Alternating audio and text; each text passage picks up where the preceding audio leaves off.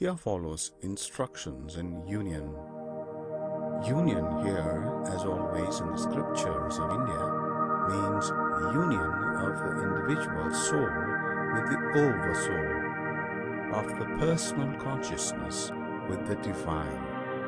Consciousness whereby the mortal becomes immortal and enters the eternal. Therefore, salvation is first freedom from sin and the sorrow which comes from sin, and then a divine and eternal well-being, wherein the soul partakes of the being, the wisdom and glory of God. 2. Union, spiritual consciousness, is gained through control of the versatile psychic nature.